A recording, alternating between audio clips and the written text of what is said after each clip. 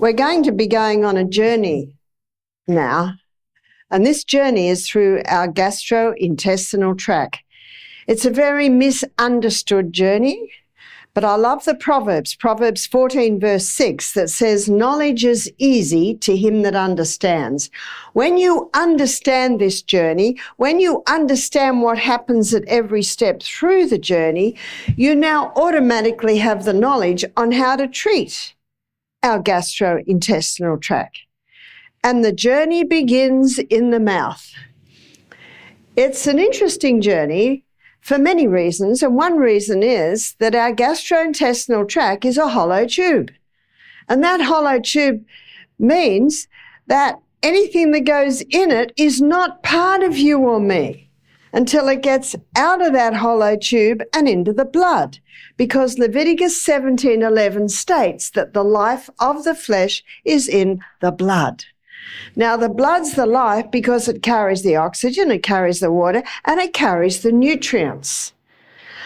But if the food goes into the gastrointestinal tract and it's not broken down efficiently or effectively, it can't get out of the gut into the blood. So yes, it's important to eat good food. It's important to eat organic food as much as possible. But it's also just as important to get it out of the gut and into the blood, as I think you'll agree with me. It's an amazing process that changes the food on our plate to microscopic little substances that only then can be absorbed out of the gut and into the blood. One lady said to me, my little boy, he's got a cold and he keeps snorting and swallowing. Oh, what's that doing to his body? I said, nothing, it's just going into the hollow tube and it'll come out the other end. And this is a little bit of a scary story, but it's an illustration. A lady said to me, Barbara, I'm so sorry to tell you this, but my little baby, my little 10-month-old baby was crawling on the grass and I didn't know there was a bit of dog dropping there. Yes, we know what happens next. She said, what will happen to her? I said, nothing, it'll go in one and then it'll come out the other. Praise God for those processes in there that actually protect our blood from such things that may go in. But by the way, have you noticed that a baby will eat anything?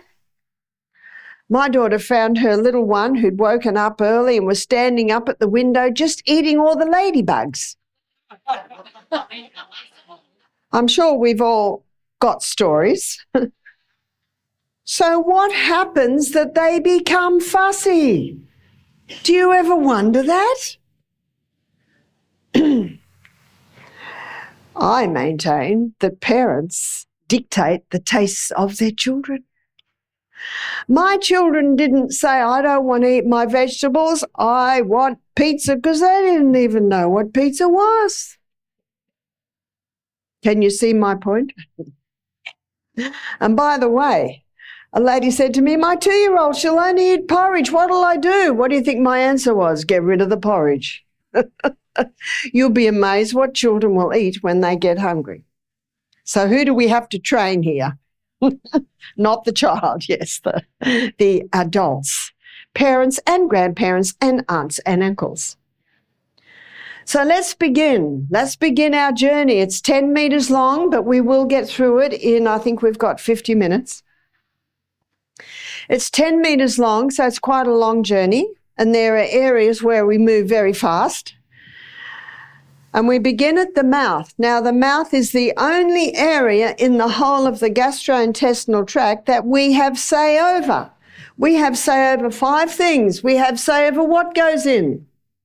We have say over if it is devitalized fast food or if it is organic food from Trader Joe's, Sprouts, Whole Foods. We don't have shops like that in Australia, you know. I'm just amazed you go in there and just about buy anything in there. So we choose, don't we? Remember, it's our God-given right. I am the master of my destiny. I am the one that chooses what goes into my body. So we choose what goes in. We choose how long it stays in the mouth. Chew, chew, swallow, chew, chew, swallow, chew, chew, swallow, or chew, chew, chew, until it's almost a cream and then swallow. My husband's very fast. He does everything fast. He drives very fast, but it's all right. I like fast. I was with a man last week and he said, oh, sorry, I'm a bit fast. I said, it's all right. My husband's very fast. Because he does everything fast, he eats a little too fast. And ladies, we should never nag because it never does any good. So what I do at the table, and this is an important part of digestion, is no controversial issues discussed at the table, because that can inhibit digestion. We choose the environment. So when I see it's going down a little bit fast, I just touch his arm and smile. And he goes, puts the knife and fork down. Goes a bit slower. So we have say over what goes in. We have say over how long it's in there. We have say over the environment of entry. And we have say over how much goes in. Is it 4 platefuls of food or is it 1 plateful of food? And when we get to the stomach, you will see that the poor old stomach has a hard time when too much goes in. And what you've got to remember is you can eat again in a few more hours. You don't have to eat everything at that one meal. And the last one, the 5th one, is we have say over how often it's going in. Is it going in every 2 hours? Or is it going in with breaks between? And those 5 choices influence the whole of the gastrointestinal tract. 2 things are broken down in the mouth. Another reason why we should chew nice and slowly so that the brain is getting the messages of what's going to come down. So we can say, okay, pancreas, we're getting a little bit of protein and this coming down. Okay, liver, we're getting a bit of fat coming down. But if it's chew, chew, swallow, the organs are waiting. They say, what's coming? And the brain says, I don't know. It's chew, chew, swallow. What was that? What was that? So another reason why we should chew, chew, chew. So let's look at the mouth. The pH in the mouth, which is referring to the acid-alkaline balance, is an alkaline environment. And there are 2 enzymes that are released in the mouth, and one is released from the sublingual glands just under the tongue, and lingual lipase is released. Lingual lipase is an enzyme that breaks down saturated fat. That's the only fat that this lipase breaks down, saturated fat. So what's saturated fat? Saturated fat is butter, coconut oil, palm oil, shea butter. They're the main saturated fats. Also, another enzyme is released in the mouth. It's called salivary amylase, and its name is ptyalin.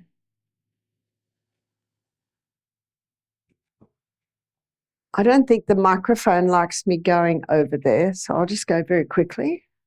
Makes a noise. It breaks down starch. Starch digestion begins in the mouth. That's why we should chew, chew, chew our breads and our grains and our pasta. Chew it very well because the breakdown begins in the mouth. Now, I think we all know that the stomach, and we'll be there in a minute, is a very acid environment. And so starch digestion is put on hold in the stomach. It's resumed again further down, as we will see. But the more you chew in the mouth, the more you allow the ptyalin to start the starch breakdown, and so the less load puts on the organs further down the gastrointestinal tract.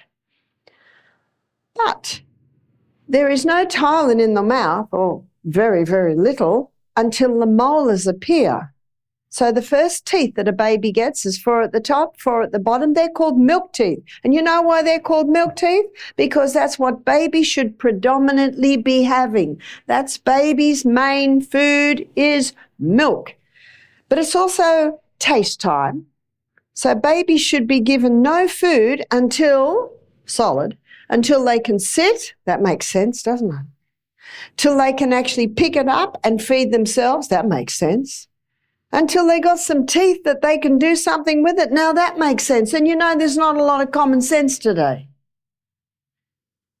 One lady said, "Where's your science?" I said, "It's common sense." Yeah, it's common sense.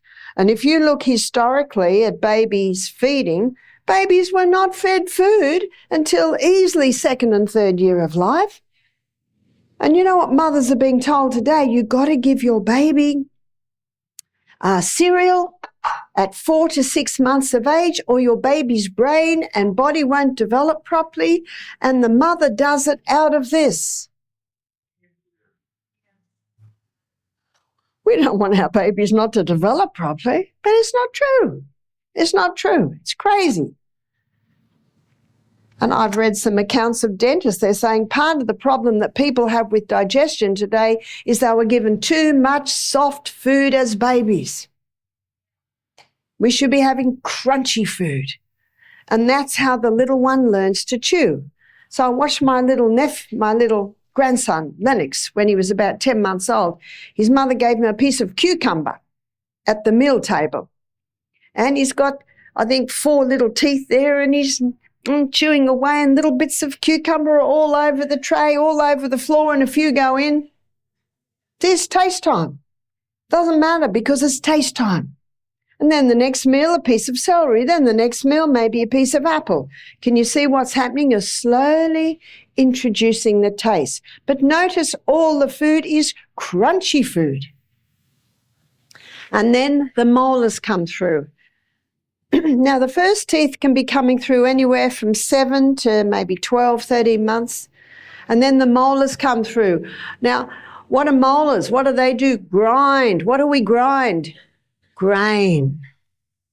What's grain? Starch. And when the molars are fully through, then, and only then, is ptyalin, the salivary amylase, released in large amounts. And so to give a baby cereal at 4 to 6 months of age, can you see how much that can interfere with digestion? Can you see it be like a big lump in that poor baby's stomach, and they're not going to be able to digest it efficiently? So a couple brought a baby to me one day, gorgeous looking baby, about 5 months of age, roly-poly, and they said, "Our baby's got constipation." So what do I immediately start to do? I immediately put the detective hat on. "Have you been doing anything different?" "Oh yes, we've just started to give the baby rice cereal." "How many teeth does the baby have?" 3. "Can the baby sit?" "Oh, not quite at 5 months." Do you see it just defies reason? I said, the baby can't handle the cereal. That's why the baby's constipated. Stop. They didn't know. They did not know what I was telling them. Now, this roly-poly baby, does it need anything else? I asked, you know.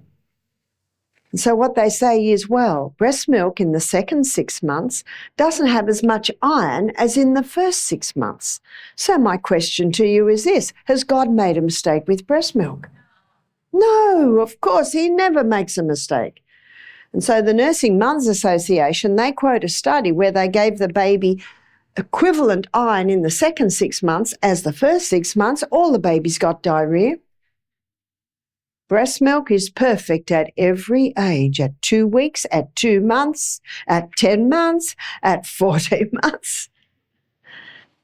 I tell you this because you may not have a baby in your home, but I'm sure you know someone with a baby. I have 23 grandchildren. I got some wonderful news last night. I'm about to have 24. Yes. My eldest son, starting a bit late at 45. So that's very important information to share with young mothers. And it's one of the reasons why some babies can be a little unsettled, is because they're given this too early, this starch. In fact, my son James, who just gave me the good news, he didn't eat any food till he was 16 months of age. Now, you never hear such a thing today, do you? But it was common 100 years ago, and it didn't stop people like Galileo or Einstein or Rembrandt or Mozart or the geniuses. And yet what do mothers tell today? Your baby won't develop properly. So you've got some good, you've got some good evidence there. So my son James, he's a master builder. He plays the panpipes. He's an artist. He looks like a bodybuilder. Obviously, he did not suffer because he did not eat food till 16 months of age. He just was not interested. Some babies are more interested. If they are, give them a piece of cucumber. It's like the little 2-year-old getting a bit hungry before breakfast. You know what you give them? An apple. Don't peel it. Don't core it. Got that? Because guess what? If they're hungry, they'll work it out. Is that right? And it's very good for their teeth. That crunch. Now we come down out of the mouth into the esophagus. And there's a little valve here. It's a double-layered valve called the cardiac sphincter. Cardiac is a heart muscle. It's called the cardiac sphincter because of its nearness to the heart muscle. And it's a muscle, the cardiac sphincter, and it just sits right in the middle of our diaphragm. Now, the doctor, if you've got heartburn, if you've got reflux, I don't think they'll ever mention this to you, but that muscle sits in the middle of our diaphragm. And if we have weak abdominal muscles, we're going to have a weak cardiac sphincter. And so start to do push-ups. Does everyone do push-ups? Sorry, I didn't hear the answer. Time to do push-ups. Can't do push-ups on the floor? Ladies, you can do ladies push-ups on your knees. Can't even do that? Do them on the wall because it's a great core strengthener. Is the Pilates or the core strengthening type exercise, and it strengthens your little muscle that sits there that was designed by God to stop the acid coming up into the esophagus. So the next organ is the stomach, because as I think we all know, the stomach is an acid environment, and it should be an acid environment because of what happens in the stomach. So thank God that he gave a little double-layered valve there. So what's wrong if the acid's coming up? In case of sickness, what's the first thing we do? Because things don't just happen. That's very unscientific. Newton's third law of motion says to every action there's an equal and an opposite reaction. In the little book, Ministry of Healing, I think you've got one there. It was one of my first health books. In the chapter, The Physician and Educator, I think it's about page 57, there's a formula to give when anyone's sick. In case of sickness, ascertain the cause. What's first? Ascertain the cause. Why? Why is the acid coming up? Well, usually it's because the people are nibbling all day long and then eating their largest meal at the end of the day.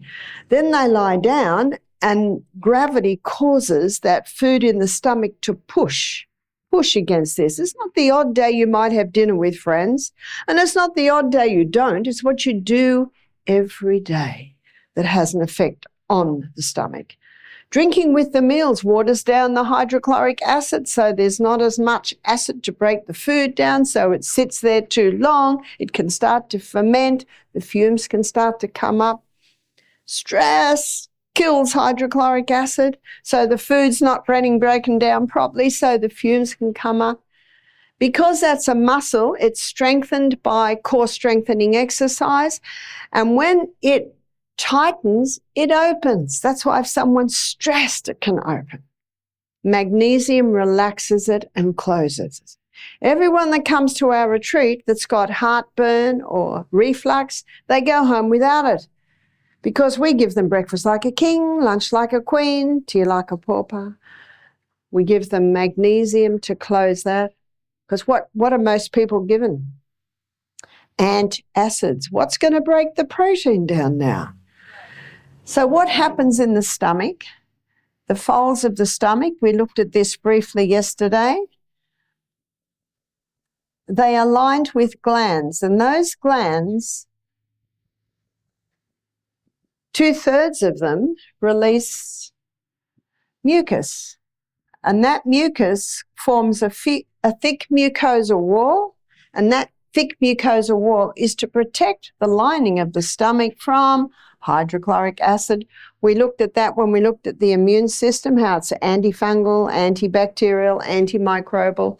What's also released is pepsinogen. Doesn't like me over there, does it? Pepsinogen. Pepsinogen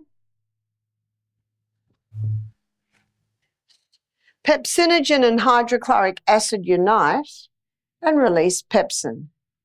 And pepsin is the enzyme that breaks down protein. Hydrochloric acid and pepsinogen only unite in an acid environment, and pepsin will only work in an acid environment. So what reduces acidity, of course, is drinking with the meals. When you wake up in the morning, these enzymes aren't in your stomach. It's not until we smell, think, see food, about to sit down and eat, then the enzymes are released. So the best time to drink as soon as you wake up in the morning. Are you getting into the habit? My father, he put in a little alarm clock on his phone to try and help him remember when to drink water. If you wait till you're thirsty, you've actually waited too long. We should be just drinking when we get up, because we know we need water. There's no reserve tank on the back. The only water that goes in is the water we put in. Sorry, tea, coffee, Coke won't do it. How clean would your body be if you washed it in those drinks? It'd be sticky and horrible. Our cells need pure water, little by little. When we're drinking adequate water, we've got a nice thick mucosa lining on the stomach, because that mucus is 99% water. And these enzymes that are released to break our protein down, they're about 98% water. So hydration is vital at every stage of digestion.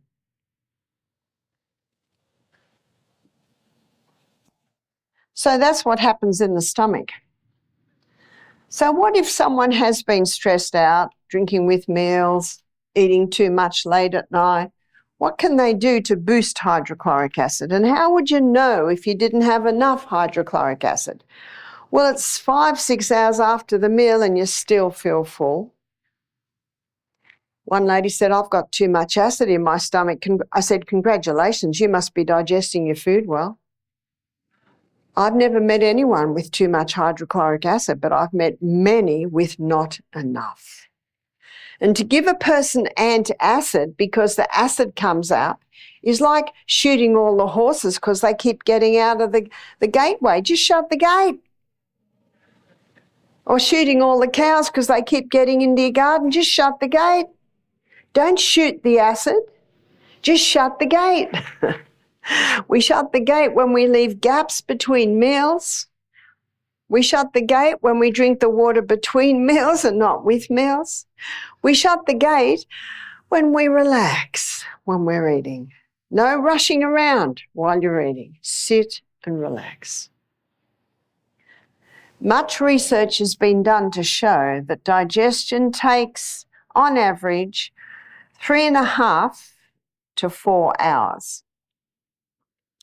And then the stomach loves a rest of 1 hour. And in that rest, it replaces all the digestive enzymes.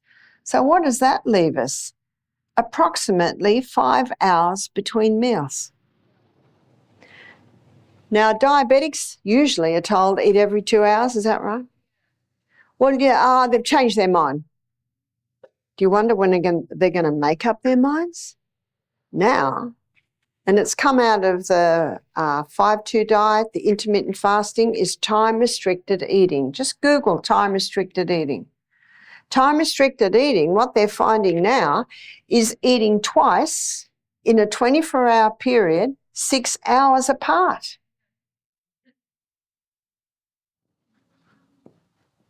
And what they're finding is diabetics are coming off their medication. People are losing weight.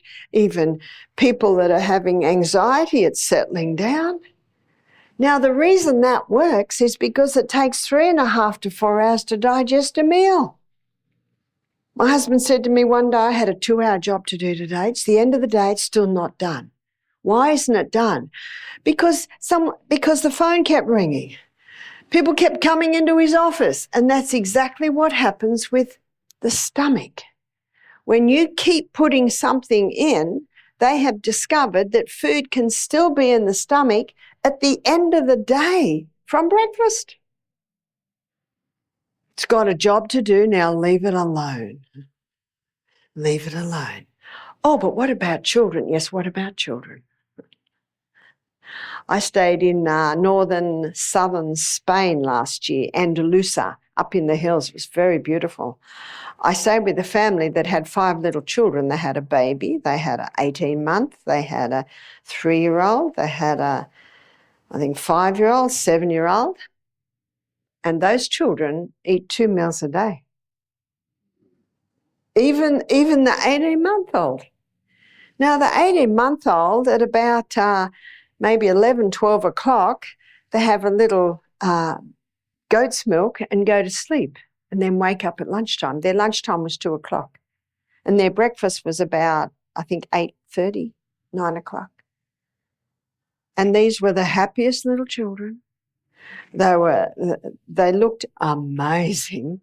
They had these bright eyes. They had rosy cheeks. They were certainly healthy-looking children. And yet, how many people think children cannot do that? So notice what I said with the little 18-month. Maybe they'd be stretching it to go from breakfast to lunch, but 18-month kids usually have a sleep late morning, so then they can wake up at lunchtime. And you will find that children will say they're hungry when they're bored.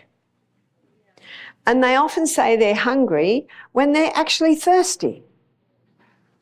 And I think if you're eating all day long, when do you drink? But when you do this, you easily have time to drink. So we should stop drinking water about half an hour before the meal and start drinking about an hour and a half to 2 hours after the meal. If you're thirsty after the meal, by all means have a mouthful. A mouthful's not going to do a huge amount. But when you have a whole glass of water, that's when we start to dilute the hydrochloric acid. So what food will take you this distance? The 3 essential food groups. And we'll look at this even a little bit more when we look at diabetes. Is our last lecture today. So the first essential food group is fibre. Now, fibre slowly releases the glucose, so it keeps the food in the stomach longer. Protein. Protein keeps the food in the stomach longer because it's in the stomach that protein's broken down. And your best proteins are found your legumes or your beans. We had a nice illustration last night in the delicious lentil soup. And I hear we're having little falafels today, and that's chickpeas. So you can do so many things with legumes. Also nuts and seeds. There's some great proteins. I try and have a few nuts every meal. That's not hard, is it? Most people don't have nuts for a month, then buy a packet of cashews and eat the whole lot in the afternoon. Is that right? And the third essential food group, some writers are claiming that it'll take a whole generation to get fat phobia out of the brain. Fat is not our enemy. The only fat that is our enemy is the altered fats, the deep fried things, the soy oil and the canola oil and the sunflower oil. The only way they can get oils like that is using high heat and chemicals to extract it out of the hard seed. And that destroys the oil. We should be having oil in its natural state in the nuts, seeds, avocados, coconuts. And the 2 oils that have been used for centuries, the 2 plant oils, are olive oil and coconut oil. And both of those oils can be extracted from the flesh of the plant. No, I don't extract my own oils because it's quite easy to get extra virgin first cold pressed olive oil. Isn't that true? So your best fats are your nuts, your seeds, and your olive and coconut oil. And we'll be looking at that a little bit more in some other lectures. They're concentrated foods. I don't suggest you drink a cup, but I don't know anyone who could even do that. A little bit. It's concentrated. You don't need a huge amount. People say, Barbara, what creams do you put on your face and your skin? I say, nothing. But you know what I do eat? I have a teaspoon of olive oil, maybe half a teaspoon, on my slice of simple needs bread. Delicious. Softens the bread, put avocado salt on top. Very nice, very nice. So these are the 3 foods that will keep the food in the stomach longer and allow you to go that distance. And I noticed that the family I stay with in Andalusia, their meals definitely are made up of that. So we've got to look after the stomach, because if we look after the stomach, it'll look after us. But unfortunately, poor old stomachs are often abused. I'm against child abuse, I'm against animal abuse, and I'm against stomach abuse. and I think you'll agree with me. In fact, one of my favourite book again, The Ministry of Healing, she says the only hope of better things is the education of people in right principles. Now, if a child had watermelon for breakfast, yes, they're going to be hungry in 2 hours, so you don't give them watermelon for breakfast. Give it at night. There's the pauper. There's the light one. So coming down through the pyloric sphincter. The pyloric sphincter is the little valve at the end of the stomach. And the pyloric sphincter gives little sensors. It has sensors, and it senses when the food is broken down to the right amount, and it opens. And little by little, it starts to let it through. And it takes about 4 or 5 hours to fully empty that stomach. Nice, strong hydrochloric acid, it's possibly out within 4 hours. And that's why if something else comes in and breakfast is still in there, pyloric sphincter will go, quick, shut the gate, something's just come in, it's not broken down. And it'll stay shut until the newcomer's broken down, and then it'll open. And that's why there can still be remnant of breakfast in the stomach at the end of the day, when people are having little bits all day long.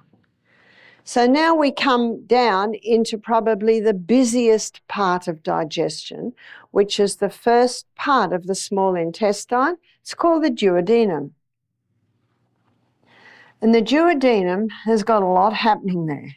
Notice that the liver's here, and underneath the liver there's the gallbladder. The gallbladder is a reservoir for bile. Some people say, I've lost my gallbladder. They took it out. I said, I'm so sorry to hear that. They said, so how can I digest fats? I said, it's the liver that makes the bile. The gallbladder doesn't make bile. The liver does. And the gallbladder is a reservoir for bile. So you're still getting your bile. You've still got your bile duct that comes down to the neck of the pancreas. So let's have a look first at the liver. And the liver releases bile. And bile is the enzyme that starts the unsaturated fat breakdown. Remember, the saturated fat breakdown began in the mouth. Sorry, I didn't write. Pepsin. Pepsin breaks down the protein. It's the ptyalin that breaks down the starch. So that's what the liver does. It releases bile that breaks or it emulsifies the unsaturated fat. And we've also got the pancreas releasing into the duodenum. And the pancreas releases sodium bicarbonate. And the reason it releases sodium bicarbonate is to alkalize. Sodium bicarbonate is released from the pancreas to bring the environment back to alkaline in the duodenum. Sodium bicarbonate is also in the lining of the stomach, so that if any acid goes through, it's immediately neutralized. Do you know, the more you study the human body, the gastrointestinal tract, the more I am amazed at the goodness of God in this incredible creation, which is our body, and yet how we take it for granted. Now, the pancreas, it releases pancreatic lipase, and pancreatic lipase further breaks down the unsaturated fat. Lipase is the enzyme that breaks down fat. Lingual lipase breaks down the saturated fat. Pancreatic lipase finalizes the unsaturated fat digestion.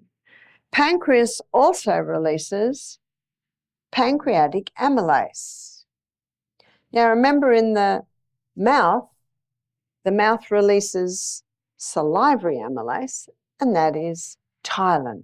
And it starts the starch digestion, but in the acid stomach, that's put on hold. And then it comes down into the duodenum, back into an alkaline environment. The pancreas releases pancreatic amylase, and that finalizes the starch digestion.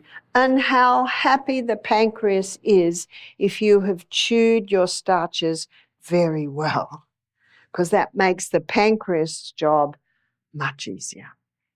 But when it's chew, swallow, comes down here, the pancreas says, oh no, we're going to have to start from scratch. Can you see the hard work it puts on the pancreas? The pancreas also releases, I call them the trypsin brothers.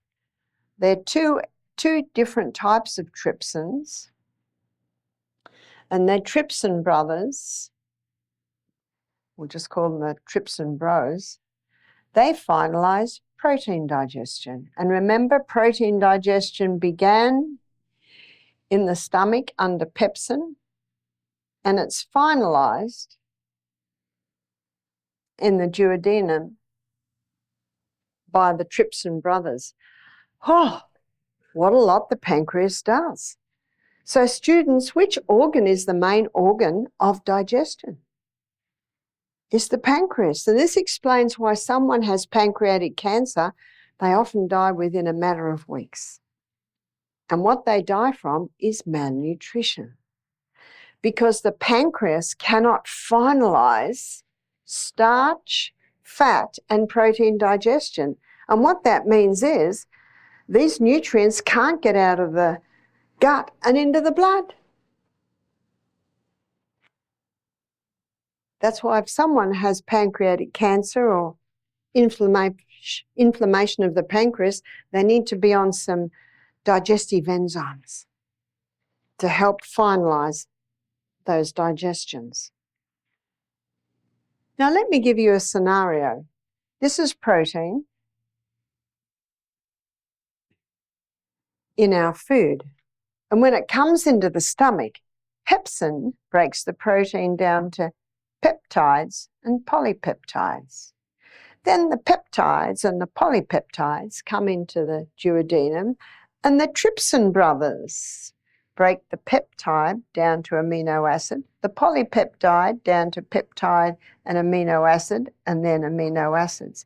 And it's only as these singular amino acids can it be absorbed out of the gut and into the blood. But let me show you what often happens. The person's eating all day long, drinking with their meals, stressed out, having their biggest meal at the end of the day, so hydrochloric acid is low. So some of these whole proteins actually get down into the duodenum. And the trypsin brothers say, what are you doing here? And protein says, sorry, but they're drinking with their meals, they're eating all day long, they're having their largest meal at the end of the day, and poor old hydrochloric acid can hardly function. And so the trypsin brothers say, we'll do the best we can. And some of the protein can only be broken down to peptide and polypeptide.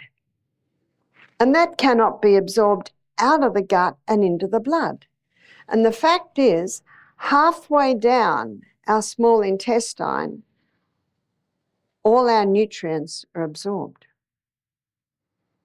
And so if they're not broken down to these amino acids, they're getting further down, even coming into the colon. And the colon says, what are you doing here?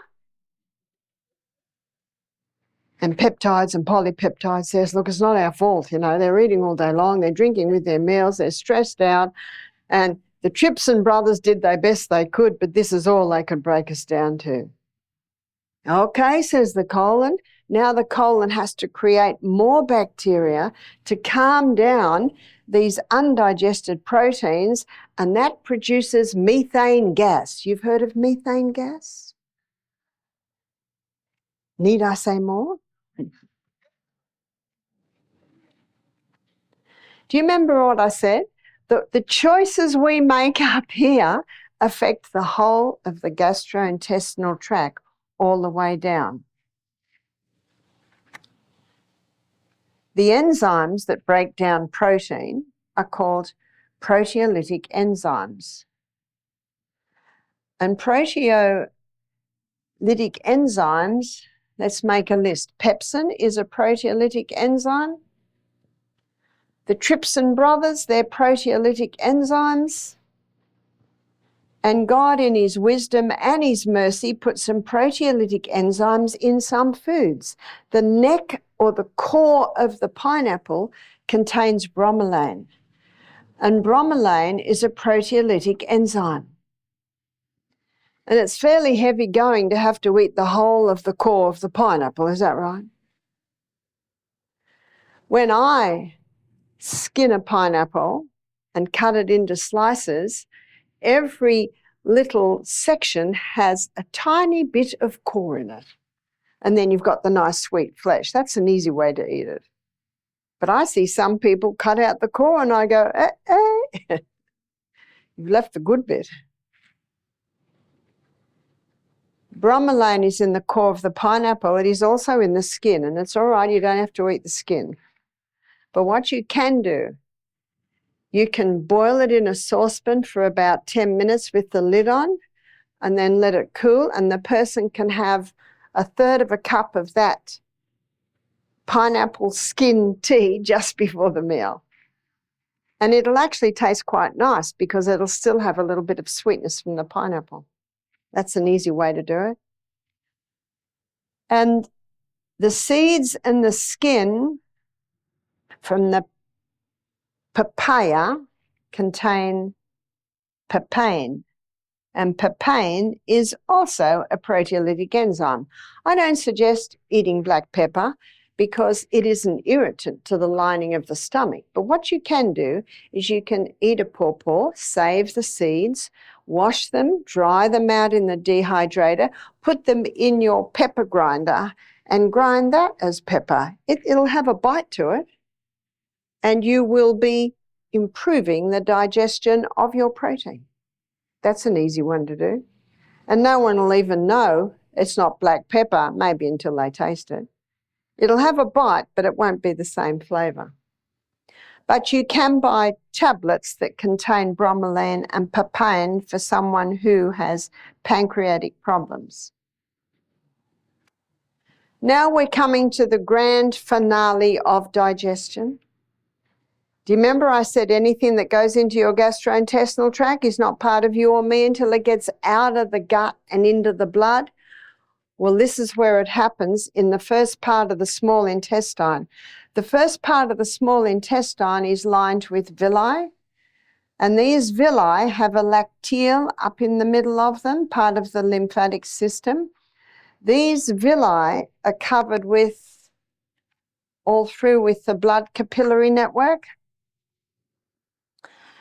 But also, and we looked at this yesterday when we looked at, and I've got some colour now, we looked at our immune system, that these villi are surrounded with a thick turf wall that's made up of Lactobacillus acidophilus, bifidus bacteria. Also, there are a few other bacteria that are all made from the Lactobacillus and some candidas. And do you remember we looked at the role that they play? And we looked at the role they play when we looked at our immune system. But looking now at digestion, they are responsible for the final breakdown. But don't all the enzymes we just looked at, isn't that breaking our food down? Yes, it is. But the the gut flora particularly causes a release of the B vitamins. B vitamins are important for many reasons, especially our brain. This gut flora is responsible also for the absorption of the nutrients out of our gut and into the blood. This gut flora also protects our blood against any harmful pathogens. That's not right. Any harmful pathogens that might be in the gut. And this gut flora nourishes the little cells that line the gastrointestinal tract. No wonder Hippocrates said all disease begins in the gut, and he didn't know the details of what I'm showing you here. How important is that gut flora?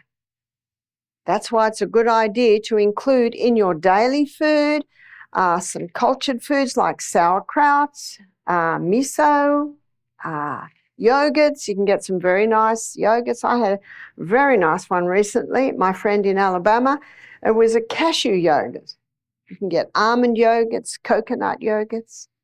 Kefir is another. They're little like sponges that you can make yogurt out of. So there's a variety of cultured foods. What kills off the gut flora? We looked at that yesterday. Many drugs do, especially antibiotics. If someone's been on a course of antibiotics, very important that they take a probiotic supplement for at least a few months to restore that gut flora. The only thing that really should be left now in the last part of the small intestine is insoluble cellulose, and that's in all your plant foods. And then we come out of the small intestine through the ileocecal valve, another double-layered valve, and that double-layered valve is designed to stop anything going from the colon back into the small intestine. What's coming out of the small intestine is basically liquid. And that's why one of the main functions of the colon is to take water out so stools are formed. Appendix. God didn't make a mistake when he put the appendix there.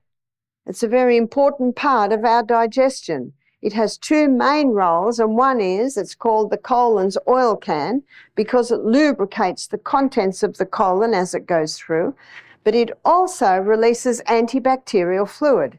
So if what's coming out of the small intestine is toxic, then it'll calm it down until it gets through the last of the colon. Especially, I know one guy, he's usually a vegetarian. He got married and he decided to let his hair down. He had a lot of meat, and meat, when it breaks down, putrefies. Dogs get away with it because their gut is 1 yard long. Ours is 10 yards long. So if it's not moving fast, it's putrefying. Anyway, this guy had a lot of alcohol, he had a lot of sugar things. Well, the next day he was in hospital, burst appendix. Why did it burst? The poor old appendix, he hadn't seen this come through the gut before, and it was releasing all the antibacterial fluid that it could, to the point that it just got swollen. And it got so swollen that it burst. And of course, that can be lethal when that happens. The good thing about plants is when they break down, they ferment, so they don't create a toxic mix like breaking down meat does. For people that want to eat meat, I say it should be a small amount, should be organic, and you've got to pack it out with a lot of vegetables to actually get it through that gut. So there's a few basic guidelines to make sure the colon's working well, because the colon is one of our main organs of elimination, eliminating the waste out. So it's very important that this colon has at least 8 glasses of water a day. Start early. You start early, you can get a lot more in. That's why you go to bed with the water beside your bed. And this is what I do. I wake up in the morning and I have that little bit of Celtic salt and a half a glass of water. And I go to the bathroom, come back, have another half glass of water.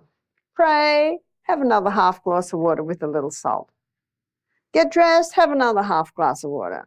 Run up and down hills, another half glass of water. Can you see how you spread it out? Yes, and I woke up at 6 this morning. I was so happy with that. I've been sleeping in a bit. So I was able to run up and down hills near the gorge and, yes, dive into the gorge. It's like you get an injection of power that, forget the coffee. You got a gorge right there in your backyard. Nice and cold. Sorry, I think my microphone's just come off my ear. Some microphones are used to big ears. Now I've got a little ear, so it's adjusting. So what does the colon need? It needs 8 glasses of water a day. It needs you to exercise. When you exercise, you increase blood supply to the colon. When you exercise, you massage the colon. The colon also needs fiber. This insoluble cellulose, which is in high amounts in all your fruits and your vegetables, your plants, it gently sweeps the colon. See all the little corners and grooves?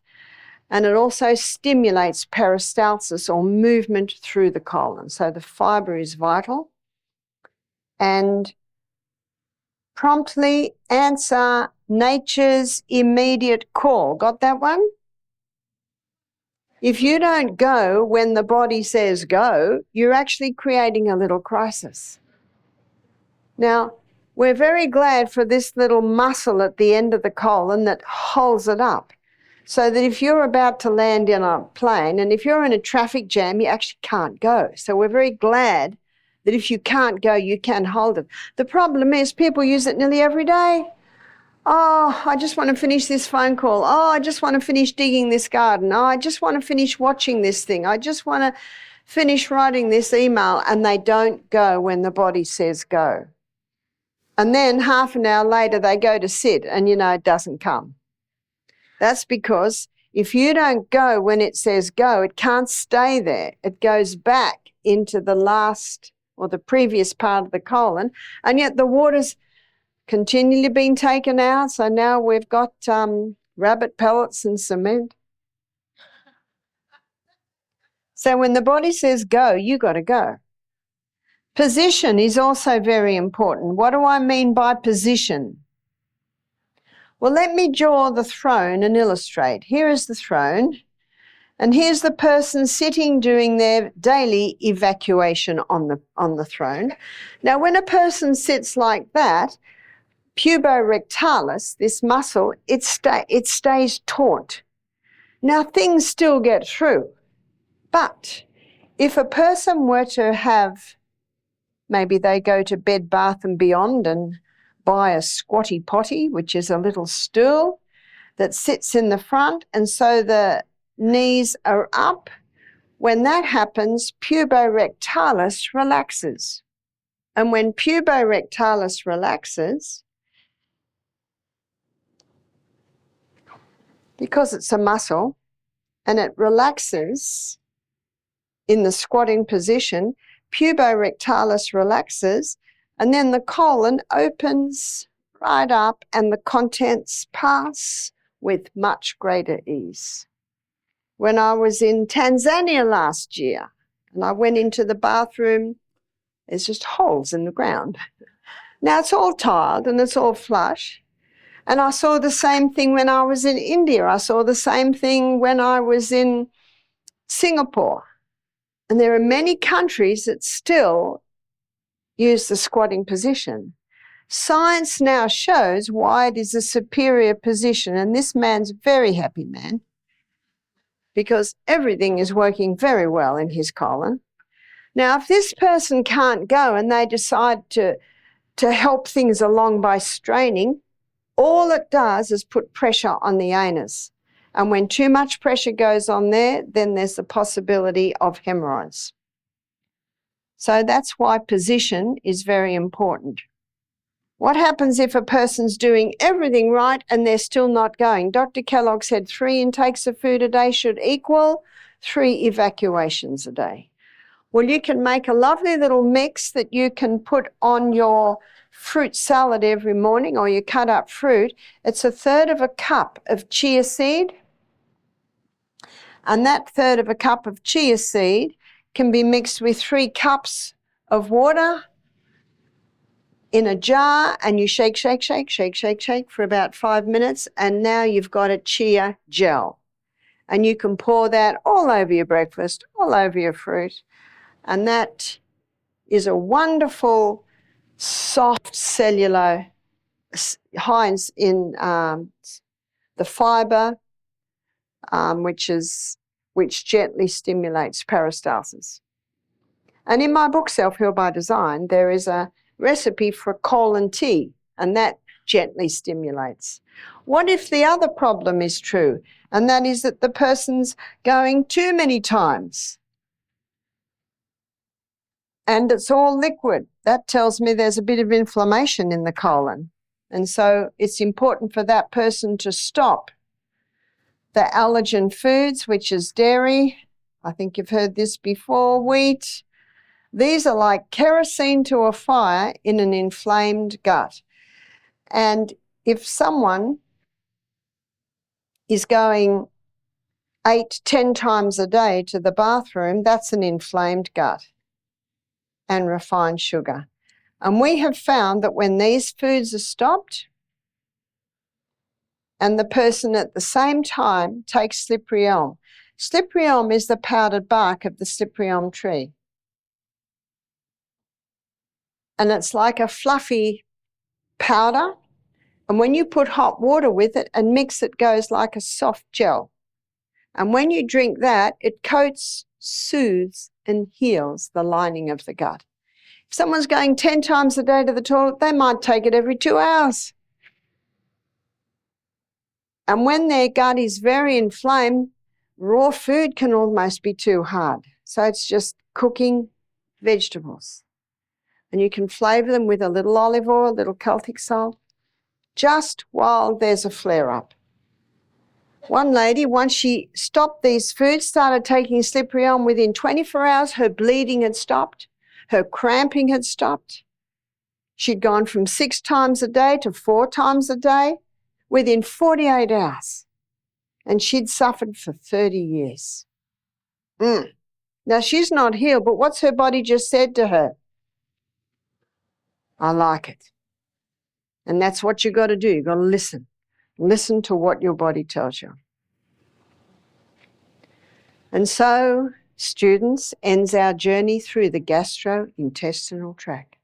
I trust you've enjoyed the journey.